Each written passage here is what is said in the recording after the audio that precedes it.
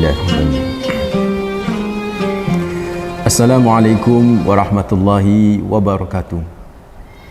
Alhamdulillah, wassalatu wassalamu ala ashrafil anbiya'i wal mursalin, Sayyidina wa habibina wa maulana Muhammadin wa ala alihi wa sahbihi wa man tabi'ahum bi ihsanin ila yaumiddin, amma ba'd. Fa inna asdaqal hadis kitabullah wa khairal hadi hadi Muhammadin sallallahu alaihi wasallam, wa syarrul umuri muhdatsatuha wa kullu bid'atin dhalalah wa kullu dhalalatin finnar.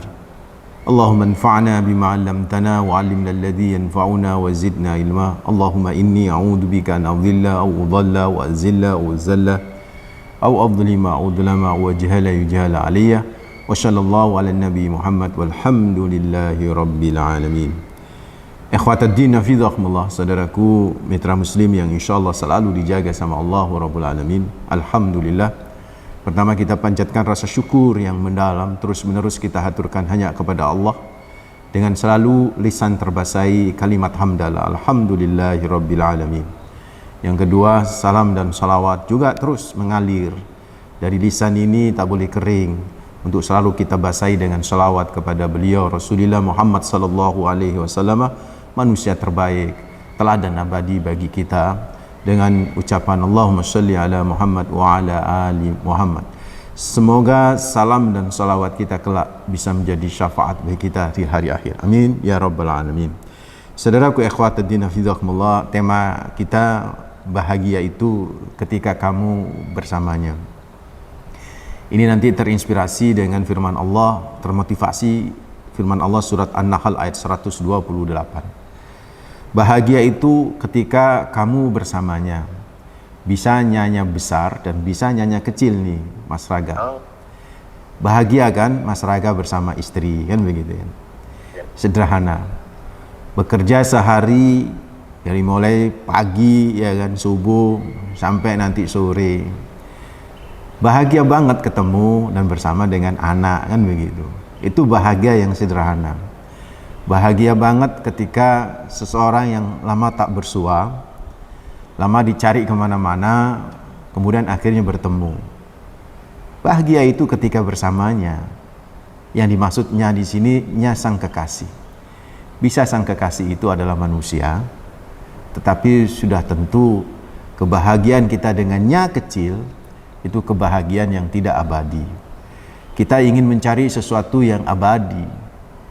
Semua manusia kepingin abadi, Mas. Semua makhluk kepingin abadi. Maka coba lihat semua film-film yang ada di Hollywood Barat itu selalu menceritakan bagaimana mencari sebuah keabadian. Saudaraku ikhwatuddin hafizakumullah, maka kalau kita pun demikian, kita juga harus mencari keabadian, yaitu keabadian kebahagiaan bersamanya. Di sini adalah nya besar. Bahagia itu sebenarnya sederhana kok, Mas Raga mitra muslim hafizakumullah. Ketika kamu bersama dengan orang yang dicintai, itu kan bahagia ya. Coba bandingkan dengan orang-orang yang terpenjara, yang berada di tahanan. Lama banget, bertahun-tahun itu kan ya. Mereka merindukan kebersamaan di dalam keluarga. Maka ketika dilepas dari tahanan, bebas dari tahanan, dia bisa kumpul dengan keluarga besarnya. Itulah kebahagiaan yang tak bisa diukir dengan kalimat dan kata-kata. Meskipun terkadang itu diremehkan sebelumnya, ya enggak? Jadi manusia itu merasa bahagia ketika sesuatu itu hilang. Tapi kalau sesuatu itu selalu ada dalam hidupnya, biasanya tidak dianggap, tidak disyukuri. Jadi bahagia itu sederhana ketika seseorang mendapatkan kemudahan setelah kesulitan yang mendera hidupnya. Itu dia dapat tiba-tiba, Mas. Itulah bahagia, saudaraku ikhwatuddin hafizakumullah. Hutang luar biasa menyelimuti hidupnya. Jatuh tempo, dikejar-kejar oleh debt collector. Dikejar-kejar oleh sang penagih. Wah, pusing tujuh keliling. Tiba-tiba ada telepon. Mas, saya kok mimpi sampean. Wah, ada apa? Sampai lagi ada masalah. Loh, ya Allah, iya betul. Mas, saya mau bantu, Mas. Apa masalah? Oh, saya punya utang. Kebetulan saya ada duit 100 juta ini sampai bayar. Wah, itu kebahagiaan yang sungguh luar biasa. Jadi bahagia itu sederhana sebenarnya. Namun saudaraku ikhwatatina fillah, ada sesuatu yang aneh bin ajaib. Kumpul sama keluarga, tapi kok ya hampa, ya enggak? Punya anak pinter-pinter, tapi juga hampa juga ya. Punya duit, semua bisa dibeli, tapi hampa juga ini kan. Nah disinilah kemudian ada satu kebahagiaan yang kadang-kadang tidak bisa diungkap dalam bentuk sebab materinya. Tapi lebih dari itu saudaraku, immaterial. Inilah kebahagiaan kita dengan bersama Sang Pencipta, kekasih sejati kita, Allah Azza wa Jalla Jalaluhu. Kalau ada orang kaya semua bisa dibeli, keluarga lengkap, tapi hati merasa hampa, bisa jadi karena jauh dengan Sang Penciptanya, jauh dengan Sang Khaliknya.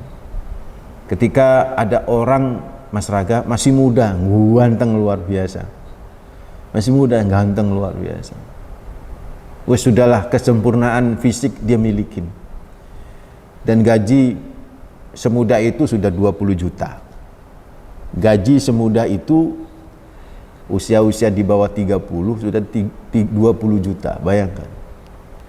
Tetapi dia selalu berkata, Ustadz, saya kok belum menemukan sesuatu yang membuat hatiku tenang. Ternyata setelah ditelusuri, kita diskusi macam-macam, ada satu hal, dia benar-benar tidak pernah sholat. Dia muslim, dia tidak pernah sholat. Maka saya katakan, kebahagiaan tidak bisa diukur dengan materi, tapi kebahagiaan itu adalah ketika kamu bisa memenuhi dan bisa membuat ridha yang menciptakan dirimu. Itulah kebahagiaan yang sejati. So, saudaraku ikhwatadina fillah, pagi hari ini ada satu quotes yang mungkin bisa dijadikan catatan dalam hidup kita. Kebahagiaan itu bukan terletak kepada apa yang Anda dapat, tetapi justru terletak kepada seberapa dekat Anda dengan yang memberikan kepada Anda itu. Saya ulang kata-kata saya, kebahagiaan itu bukan terletak kepada apa yang Anda dapat, tapi terletak kepada seberapa dekat Anda dengan yang memberi Anda sesuatu itu. Itulah kebahagiaan saudaraku ikhwatadina fillah. Kayak misalnya ada orang diberi sapu tangannya lusuh banget. Ini cerita anak muda lah ya, Mas Raga ya. Cerita remaja milenial. Dikasih sapu tangan, tapi yang ngasih sapu tangan adalah orang kekasih yang luar biasa. Padahal sapu tangannya kotor luar biasa, cuma disimpan. Jadi bukan terletak kepada sapu tangannya dia menjadi senang, tapi terletak kepada siapa yang memberi sapu tangan itu. Maka saudaraku ikhwatadina fillah, demikian pula kita ya, mesti tidak boleh hanya melihat kepada kenikmatan semata untuk bisa membuat kita menjadi bahagia, tapi kita harus melihat seberapa dekat kita dengan Sang Pemberi nikmat itu sendiri, seberapa kenal kita dengan Sang Pemberi nikmat itu sendiri, dan seberapa kebersamaan kita yang luar biasa kualitasnya kita dengan Sang Pemberi nikmat. Itulah kebahagiaan sejati, dan itu yang menginspirasi kita sebuah ayat, bagaimana kita mesti harus selalu bersama dengan Sang Pencipta kita. Mesti kalau bisa merupakan sebuah keniscayaan kita selalu bersama-sama dengan yang maha luar biasa dalam hidup ini, saudaraku ikhwatadina fillah. Kita bersama dengan orang yang hebat di negeri ini saja kita sudah sewenang luar biasa, petentang-petenteng ya, merasa dunia menjadi kuasa dia, kan begitu ya.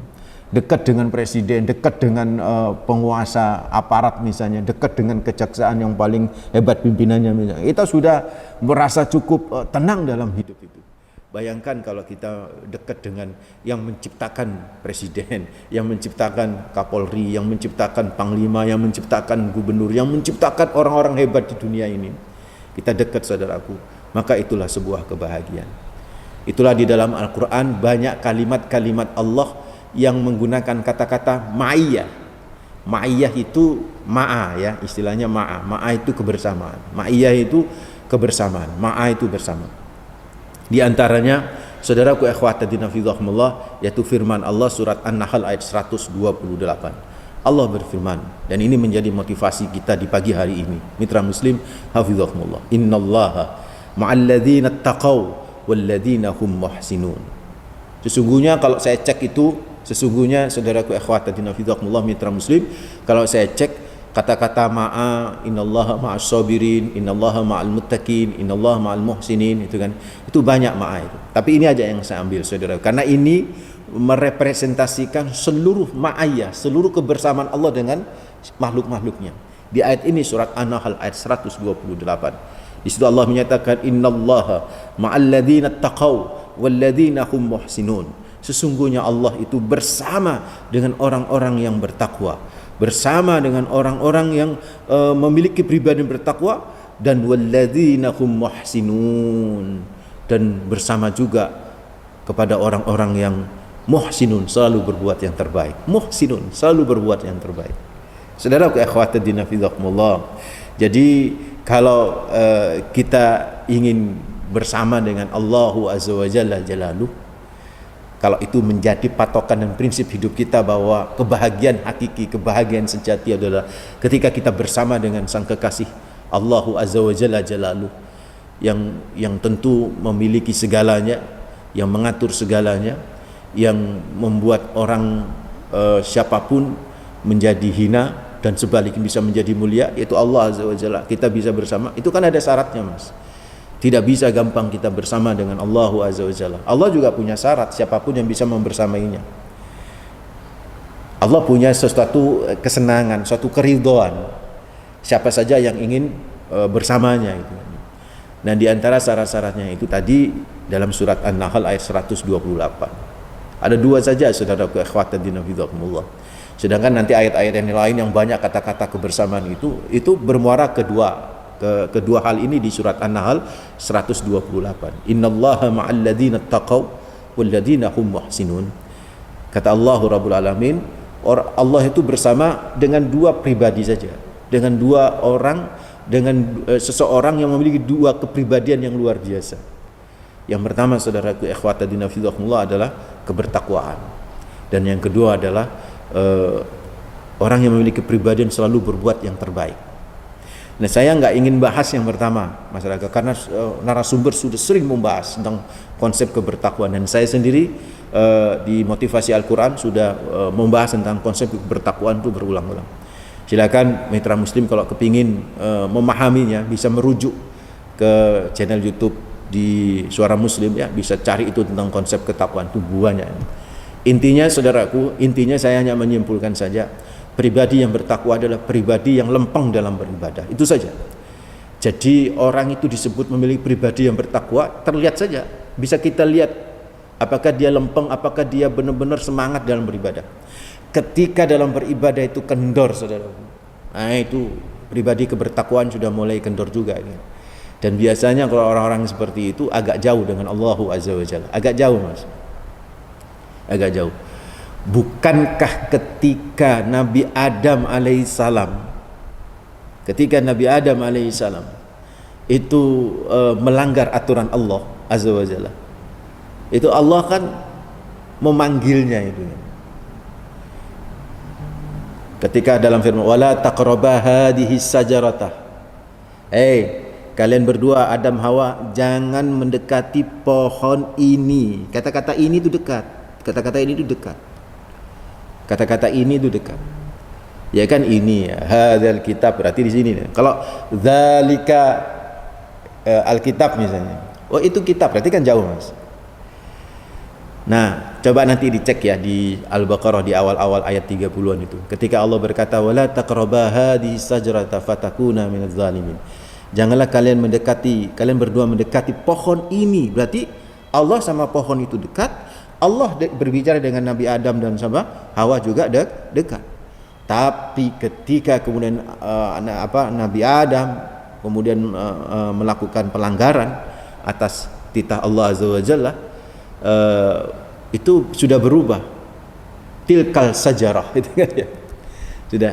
Kenapa bukankah aku telah melarang kalian untuk mendekati pohon itu? Nah, sudah bukan pohon ini lagi tapi pohon itu. Ini ulama kemudian memberikan sebuah penjelasan. Kenapa Allah merubah isyarah, isim namanya kan ya, petunjuk, dari kata hadihi menjadi tilkal sajarah. menjadi itu pohon. Itu karena pada waktu itu pelanggaran terjadi membuat Allah menjauh.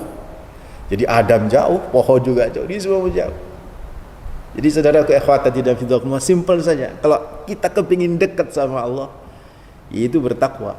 Dan takwa yang simple, yang sederhana adalah bagaimana Anda menjauhi larangan-larangan Allah. Semakin Anda jauh dari larangan-larangan Allah, semakin Anda mendekat dengan Allah Azza wa Jalla. Tapi semakin kita ini mendekat dengan apa yang telah dilarang oleh Allah Rabbul Alamin, semakin kita jauh dengan Allah Azza wa Jalla. Pilihan hidup seperti itu. You mau dekat sama Allah, jauhi apa yang selama ini membuat kamu semakin jauh dengan Allah. Kan begitu Mas Raga ya. Pilihan cuma itu saja. Kepingin dekat sama Allah atau pingin dekat dengan maksiat. Kalau kita dekat dengan maksiat, jauh dengan Allah. Kalau kita dekat dengan Allah, pasti jauhi maksiat. Kan itu saja. Sebagaimana apa yang terjadi pada kasus Nabi Nabi Adam alaihissalam. So, saudaraku ikhwati din fillah, ini yang pertama, syarat yang pertama. Kalau kepingin lebih dalam lagi tentang konsep takwa, merujuk ke kajian-kajian yang telah diunggah oleh channel YouTube Suara Muslim Surabaya. Saudaraku ikhwati din fillah, ini yang harus kita pertama pahami. Yang kedua ini yang penting juga nih. Yang kedua saudaraku ikhwati din fillah, masih lanjut Mas Rangga? Lanjut. Oh, lanjut. Oke, baik. Yang kedua saudaraku ikhwati din fillah, apa? Syarat supaya kita bisa dekat sama Allah. Jadi yang pertama ketakwaan, tadi ya, jauhi maksiat, you dekat sama Allah. Kan begitu kan? Sederhana seperti itu. You ibadah sama Allah, jauhi maksiat, pasti Allah akan dekat. Ini yang kedua saudaraku, apa? Wahum walladzina hum muhsinun. Itu orang-orang yang selalu berbuat terbaik, berbuat baik, saudara. Berbuat baik di sini adalah berbuat baik pada dirinya juga, baik kepada orang lain. Berbuat terbaik untuk dirinya dan berbuat terbaik dengan orang lain. Dan saudaraku ikhwatatina fillah, jadi kebahagiaan itu ketika kita bisa memberikan jalan kebahagiaan kepada orang lain. Kebahagiaan itu ketika kita bisa melapangkan jalan kebahagiaan kepada orang, itu kebahagiaan. Bahagia banget ketika kita melihat ada orang yang sukses, itu kebahagiaan. Bahagia banget ketika kita bisa menolong orang-orang lain, itu bisa sukses mengikuti jalan kebahagiaan kita. Itu adalah kebahagiaan saudaraku ikhwatatina fillah. Dan cara membahagiakan orang lain supaya kita pun menjadi bahagia sejati, mitra muslim hafizahumullah, itu sederhana. Ada 4 mas. Ada 4. Ya nanti saya jelasin. Yang pertama nanti saya jelasin. Ini bahasa Jawa. Jadi mungkin ini kan seluruh dunia ya. Nanti saya terjemahkan ke bahasa Indonesianya ya. Yang pertama nyenengken wong. Yang kedua nguwongke wong. Yang ketiga ngatekno wong. Yang keempat orang gelakno wong. Ini istilah dari guru saya mas. Ini bagaimana kita cara membahagiakan orang supaya kita bisa menjadi bahagia. Alladzina hum muhsinun adalah bagaimana kita berbuat kebajikan kepada orang lain supaya orang lain bisa mendapatkan kebajikan dan kita bahagia dengan kebajikan orang lain. Itulah bahagia yang sejati. Bisa memberi jalan kebahagiaan kepada orang lain, itulah kebahagiaan yang sejati, saudara. Dan cara membahagiakan orang, cara memberi jalan kebajikan kepada orang, itu 4 saja. Yang pertama adalah tadi apa? Masih ingat masyarakat? Nyeneng ko wong, nguwonge wong, ngatekno wong, orang gelakno wong. Ini mohon maaf Mas Raga, artikelnya baru jadi tadi. Nanti saya share ke jenengannya. Makanya Mas Raga nggak bisa nyautin saya karena nggak ngelihat artikelnya. Jadi saudara ikhwatatina fillah, 4 hal ini gimana kita bisa menyenangkan hati orang, menyenangkan hati orang.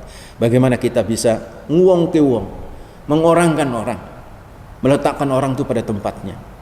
Ya enggak? Bagaimana kita bisa ngatekno wong, memperhatikan, menolong orang lain.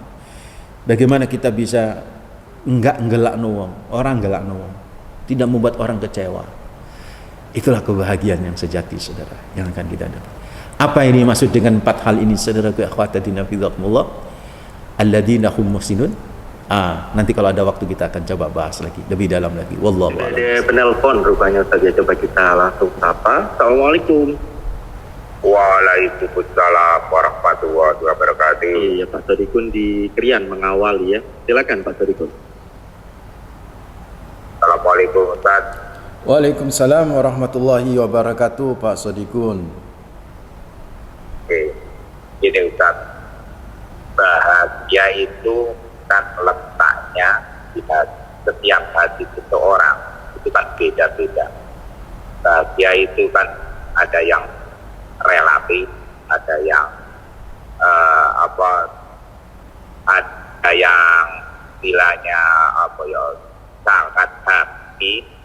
Itu dalam Islam itu kan modalnya bahagia itu sebenarnya tanpa modal itu sudah bisa kita itu mengcover. Satu contoh, ala bidikrika tasmainul qulub, berzikirlah hatimu akan tenang, kan begitu. Islam itu mengajarkan kita hanya zikir saja sudah menenangkan hati.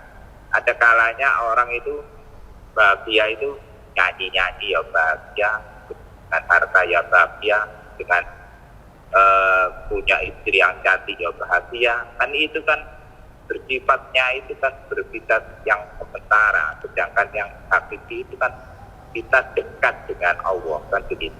Bagaimana penjelasannya Ustaz?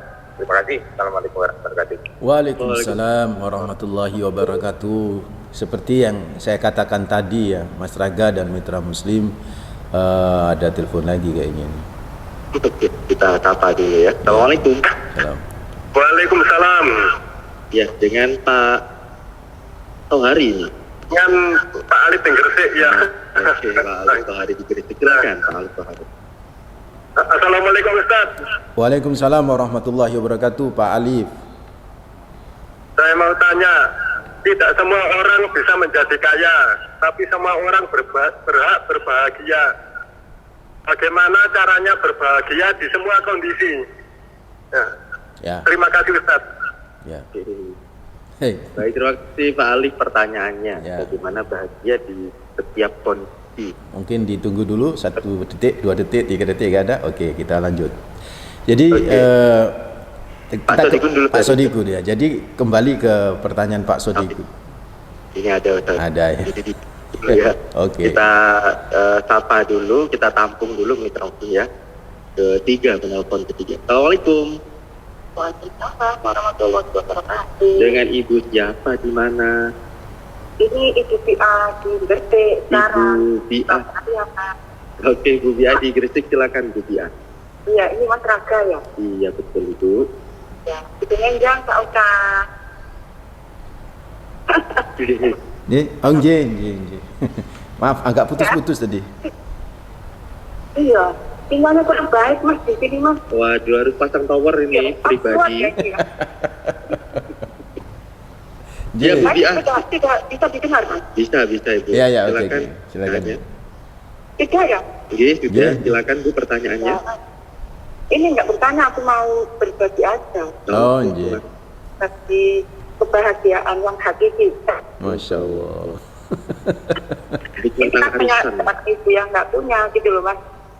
Tapi karena saya ingin menjadi orang yang baik, ya jadi saya belajar dan akhirnya alhamdulillah sekarang kita menemukan kebahagiaan walaupun nggak punya. Itu Mas Raga. Ya, Betul. kita sekian terus. Kita aja ya. Menemukan kebahagiaannya apa ini, Bu? Kebahagiaan dan kehidupan sehari-hari walaupun nggak punya, gitu kan kita. Kalau insya Allah Ta'ala diberi kebahagiaan gitu. Walau nggak punya apa ini? Walau nggak punya jet pribadi atau nggak punya Alphard?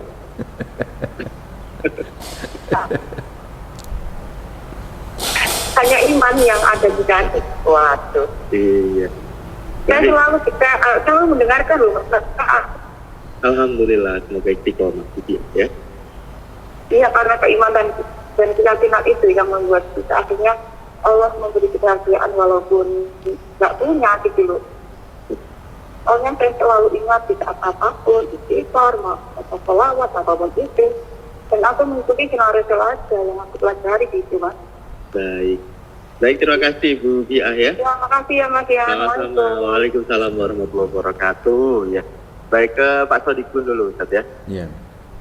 Jadi seperti yang saya katakan sebelumnya Pak Sodikun ya di awal-awal tadi, bahwa yang namanya kebahagiaan itu ada yang bersifat abadi dan ada yang bersifat temporal.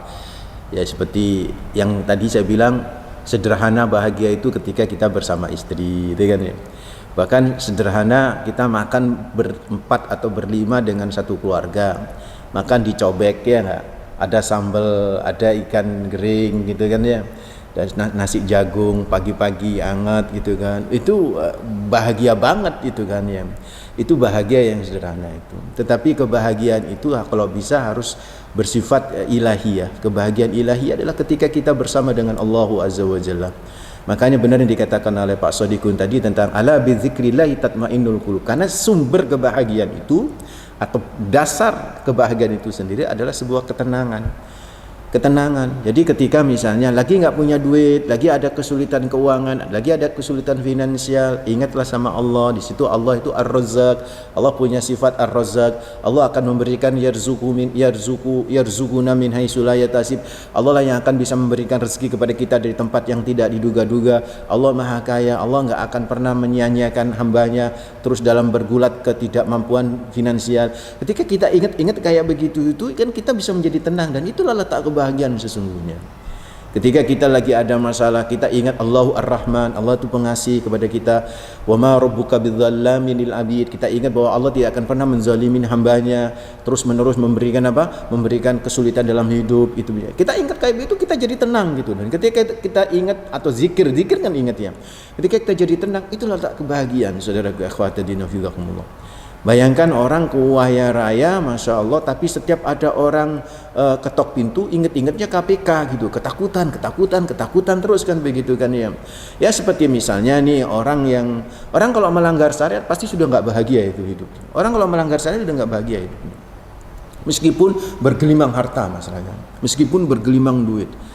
Contoh misalnya, naik mobil, mewah mobilnya itu, baru beli, tapi nggak punya SIM. Pasti dia sumpek, dia stres dia di jalan raya kayak petentang tapi ketika ada prit gitu kan, kaget dia, soal jantungan. Padahal itu pritnya apa? Tukang parkir, lagi parkirin. Kaget udah bayangannya, kenapa dia melanggar syariat gitu kan ya. Jadi apalagi sekarang satpam bajunya kayak polisi. Kayak polisi, betul. Awal-awal saya juga begitu. Dan ini polisi kok ada di mall kan begitu kan. Jadi saudaraku akhwati dinna fizakumullah, kebahagiaan itu sederhana kalau kita ingin mencari kebahagiaan yang abadi, yang tidak relatif, yang dikatakan oleh Pak Sodikun tadi adalah tenangkan jiwa kita dengan apa? Meraih ridho Allah dengan mengikuti aturan main Allah gitu kan. Itu menjadi pribadi yang bertakwa dan menjadi pribadi alladzina hum muhsinun. Begitu tuh saudaraku yang bisa saya jawab untuk Pak Sodikun kan begitu. Oke. Terima kasih untuk Pak Sodikun ya. Lanjut ke Pak Ali Tohari tadi. Pak Ali. Tidak semua orang bisa kaya, tapi semua orang berhak bahagia. Nah, bagaimana bahagia di segala situasi secara Ya, tidak semua orang bisa kaya, betul. Karena memang ada yang kaya dan ada yang miskin. Tapi semua orang memiliki kewajiban untuk bisa meraih kebahagiaan. Bukankah kebahagiaan itu tidak terletak pada kekayaan, Pak Ali? Ya kan begitu. Ini kan teori di awal kan sudah saya jelasin, bukan kebahagiaan tidak terletak pada materi gitu kan ya. Gini, kalau mata pandang kita tuh berpikir bahwa kebahagiaan itu material, maka kita nggak akan pernah menemukan kebahagiaan itu.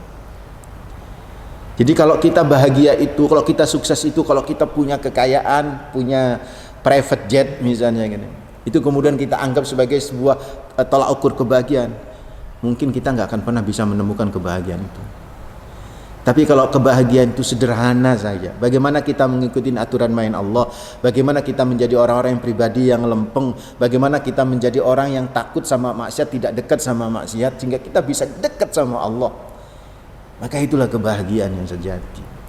Ketika seseorang itu bisa sholat berjamaah ke masjid, ya kan? Ini kak pandemi maksudnya. Kalau bisa sholat ke masjid, bisa berjamaah rapat, itu sebuah kenikmatan, kebahagiaan yang luar biasa. Ketika habis sholat subuh bisa bersendagurau dengan tetangga karena di masjid kumpul itu semua, itu kebahagiaan yang sejati itu saudaraku, yang nggak akan pernah ditemukan di pesawat jet, yang nggak akan ditemukan di mobil Al-Fatihah tadi itu misalnya, ya kan, yang nggak akan ditemukan di mobil-mobil pacuan kuda atau Ferrari itu kan ya. Jadi Itu saudaraku ikhwat, enggak akan pernah diketemukan di situ. Jadi yang paling penting kebahagiaan itu adalah bagaimana Anda, kita semua mengikuti aturan main Allah. Dan aturan main Allah cuma dua tadi. Pribadi yang bertakwa, lempengin ibadahnya. Yang kedua, menjadi pribadi-pribadi yang bermanfaat untuk orang lain dan bisa membahagiakan orang lain. Begitu.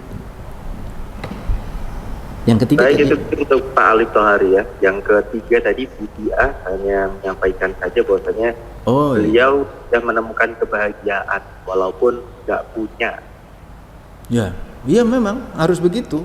Dan kita tidak boleh mengukur sekali lagi kebahagiaan itu dengan materi. Selama kita mengukur kebahagiaan itu dengan materi, selama itu pula kita nggak akan pernah menemukan kebahagiaan itu sendiri. Seperti tadi Mas Raga bilang, bukan apa yang kita lihat kebahagiaan itu yang bisa kita dapat, tapi apa yang bisa kita rasakan. Seharusnya ditambahi, apa yang kita rasakan bukan dilihat dari apa yang kita dapat, tapi seberapa dekat dengan yang memberikan apa yang bisa kita rasakan itu saudara. Allah. Terima kasih untuk mitra muslim ya yang melalui telepon. Kita ke WhatsApp tadi ya, beberapa WhatsApp sudah banyak yang masuk ini, coba kita bacakan dari Ibu Eni Amalia. Ustadz, saya punya tetangga depan itu cobaan sekali katanya. Jadi punya mobil, nggak punya garasi, sudah 5 tahun. Jadi parkirnya malang-malang. Nah, segala upaya sudah dilakukan. Nah, saya takut pahala saya hangus karena rasa jengkel yang terus menerus. Kadang bisa menerima, kadang tidak. Nah, saya ingin punya jiwa yang ikhlas, Ustaz. Bagaimana ya? Ya. Kalau ingin jiwa ikhlas, ya paksain. Masih ingat kajian ikhlas kita ya? Teorinya begini, Mas. Mobil era tahun 70 sama mobil era tahun 2021 itu beda, Mas Raga. Ya. Kalau mobil era tahun 2021 untuk menjalankan mobilnya, menghidupkan mesinnya hanya dengan nekan tombol, bukan pakai kunci loh ya, nekan tombol. Bahkan ada yang kalau saya pernah saya pernah datang ke rumahnya Pak Dahlan Iskan, ya, silaturahim sama beliau, ngobrol sama beliau. Beliau kemudian saya mau pulang itu mempersilakan mencoba Teslanya beliau.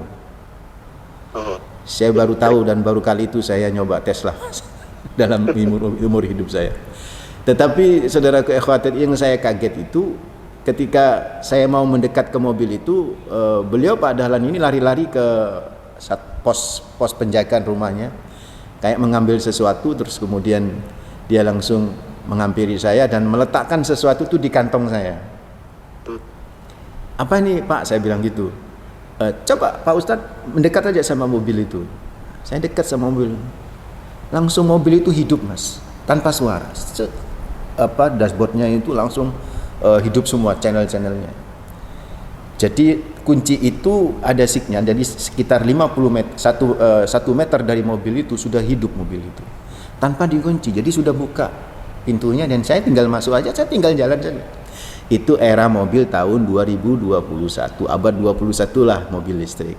Tapi kalau zaman dulu Mas Raga, zaman saya dulu masih kecil tuh di era tahun 70-an, kalau mau menghidupkan mobil, menjalankan mobil supaya mobilnya itu kan jalan, dihidupkan mesinnya pakai apa? Pakai begini, di engkol gitu. Mungkin Pak Sodikun ngalami itu kan ya, pakai engkol. Atau kalau engkol nggak ketemu, diapain? Didorong, Mas. Didorong, hidupkan, greng, baru jalan. Seperti itu kita untuk ikhlas. Harus didorong DC, karena kita ini masuk kategori manusia mobil era tahun 70-an. Ikhlasnya itu perlu didorong dulu, perlu dipaksa dulu. Jadi Bu, kalau ngelihat kayak begitu, satu saran saya, ngomong kepada orang yang punya mobil supaya kita nggak jengkel, nggak ngerasani. Pak, tolong Pak, mobil ini diparkir yang benar. Ternyata setelah dikasih tahu berulang-ulang ya kayak ngono ya jarno. Sampai sing memaksakan diri untuk mengikhlas, karena kita ini manusia-manusia era tahun 70-an. Nek masalah ikhlas iku sik leren didorong kayak tangi bengi, Mas. Tangi bengi iku apa ya ikhlas awake dhewe? Ora to. Sopo sing ikhlas tangi bengi kecuali kekasih-kekasih Allah, udah terbiasa gitu kan ya. Kalau awal-awal ya rada angel. Rada angel. Ayo coba anak kita itu suruh mondok itu. Sopo sing ikhlas arek kon mondok, Mas? Ya leren dipaksa, tapi nanti kalau sudah jalan di pondok, mereka merasakan itu. Seperti itu cara kita supaya mengikhlaskan diri dengan paksa dhisik, itu bahasa kita begitu. Wallahu a'lam. Satu penelpon terakhir Ustaz ya. Oh ya, oke. Assalamualaikum. Ya, volume radionya bisa dikecilkan ya. Dengan Bapak siapa di mana? Pak Darno di Ngawi. Pak Darno. Pak Warno. Pak Darno. Pak Darno, Oh, bukan Pak Pak Warno ini.